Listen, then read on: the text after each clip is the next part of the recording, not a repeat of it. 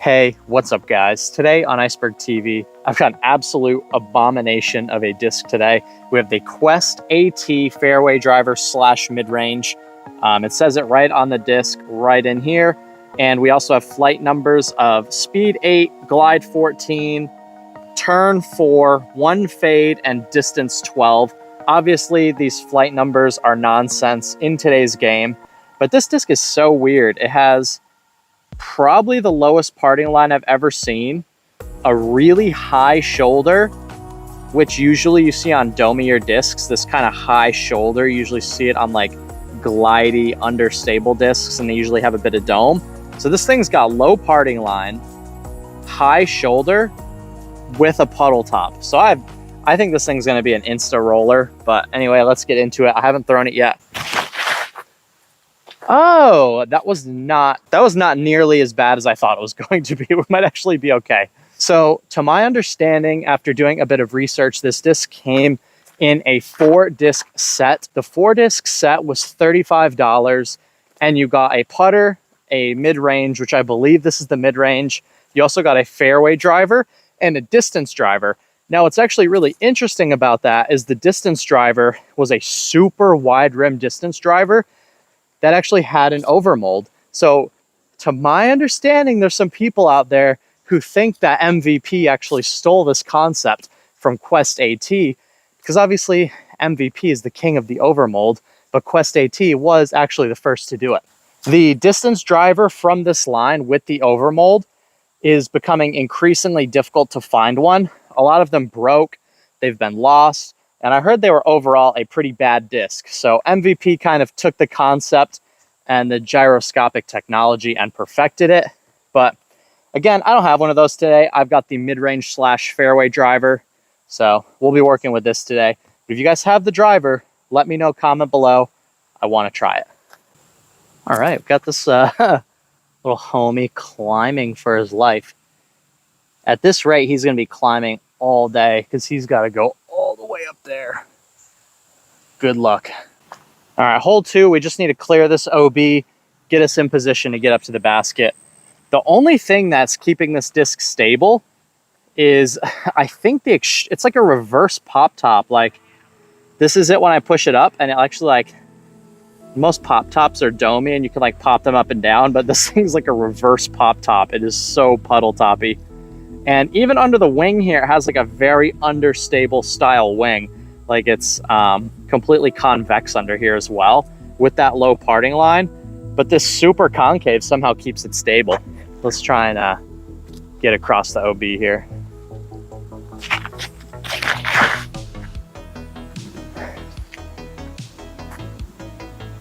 That is actually a decent flyer.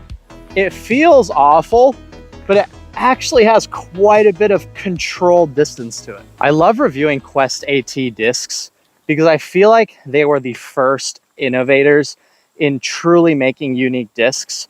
They've experimented with so many different concepts. They did the dimple technology on the T-bone. They had the turbo putt with the funny rounded edges with the spiral underneath, designed specifically for turbo putting.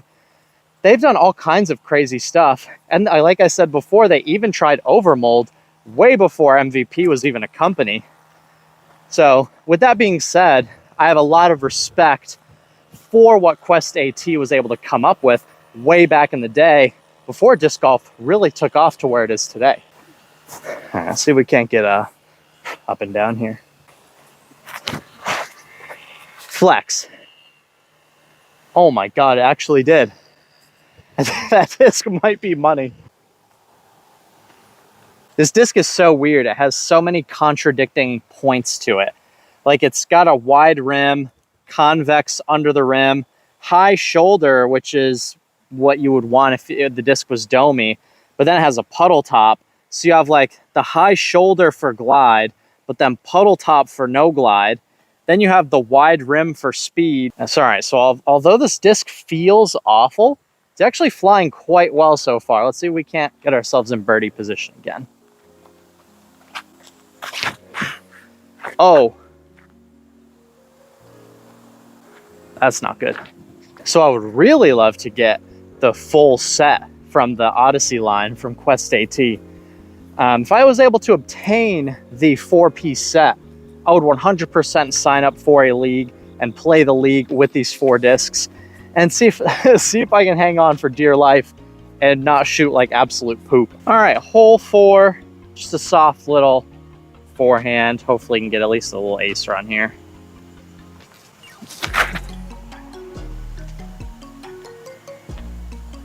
Oh, blasted, that's so far long. All right, short tee of hole 5. Got another little ace run here. Give the little chip forehand one last chance.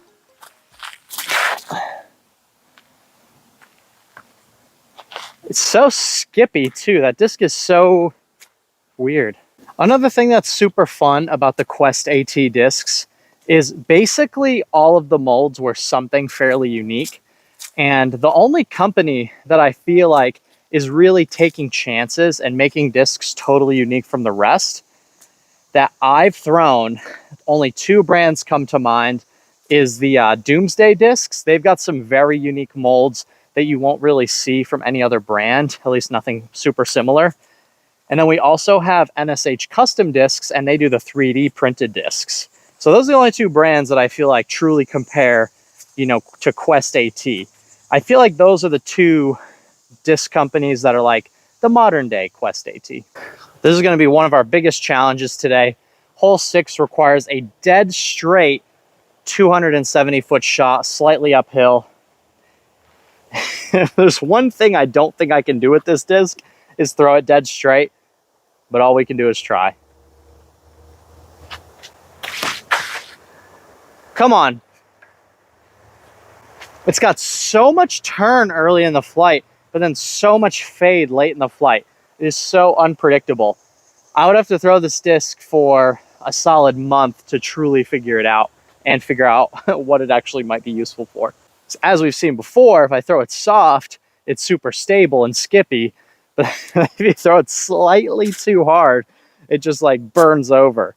And it's that high shoulder mixed with the puddle top that I think is making it so bad. I'd rather it be wildly understable or wildly overstable, but this disc actually manages to be both somehow. I hate this disc, it's so bad. All right, guys, this disc is so bad. I would definitely not recommend you get one of these. But from Quest AT, I did really enjoy using the turbo putt, and I feel like that's a mold that someone should track that mold down and bring it back. At least the turbo putt, whether it be a good disc or not, it's super fun to throw. And I felt like that was such a cool piece of disc golf history. I would love to see someone at least remake the turbo putt, whether it be PDGA approved or not. I think people will buy it just because it's super fun to have and own one. But this guy, I think this guy can stay discontinued. It's so bad. Pretty much everything about it. Come on. I think that wound up okay. When you're out playing disc golf and you're trying to get better and you're playing tournaments and you're trying to improve your rating, I think sometimes disc golf we can forget that it's a leisure activity that we just started because we wanted something to go do to have fun. And I feel like fun and unique discs help us find that part of the game again, because the more serious you get, it almost takes some of the fun away. So when you have discs out there like the turbo putt, it just gives you kind of something fun to look forward to doing that's not just your everyday typical disc. And shooting well's fun, and throwing good discs is fun. But sometimes it's fun to just go out and throw bad discs, or just have some bizarre disc in your bag that every time you pull it out of the bag, you're just excited to throw it. And I think that's why discs like the turbo putt have a decent little following, and they're actually a pretty cool collector's item now. I had one, threw a roller with it, lost it in the woods forever, but I still wish I had my turbo putt because it was just a fun disc. All right, this is just crazy. Of all the holes to birdie, this was probably my worst opportunity, and somehow we've parked it. So we did get our actual birdie today. We threw an incredible tee shot. I think it kicked off the tree and finished right somehow. But I can officially say I did get a legit turnover birdie with the Odyssey fairway driver / mid-range ultra long range driver. All right, we got a couple short holes left here. My forehand days with this disc are over. It's just so chunky with the high shoulder and the convex wing under here. It's like just so big. It just feels so bad. It feels bad on backhand, but it's unthrowable on forehand.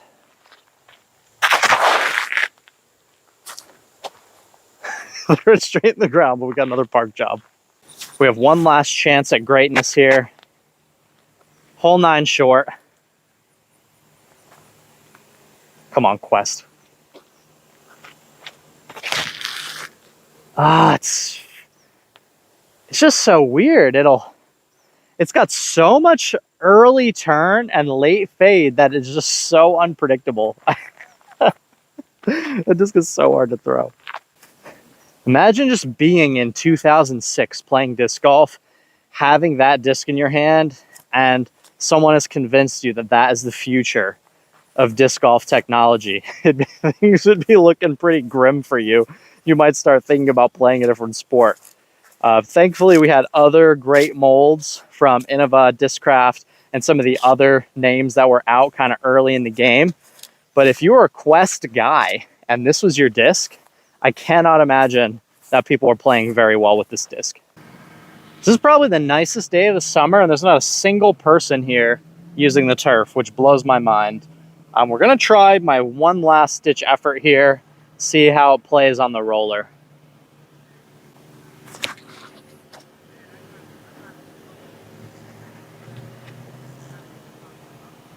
All right. Okay. It just went all the way to the fence. Maybe this was a roller disc all along. Who knows? All right, everyone. That's going to do it for today's video. I hope you enjoyed watching me suffer throwing this disc with the reverse pop top. It's one of the most bizarre discs I've ever felt. And this is going to go into the bin for a long, long time until I find an actual reason to throw this disc again.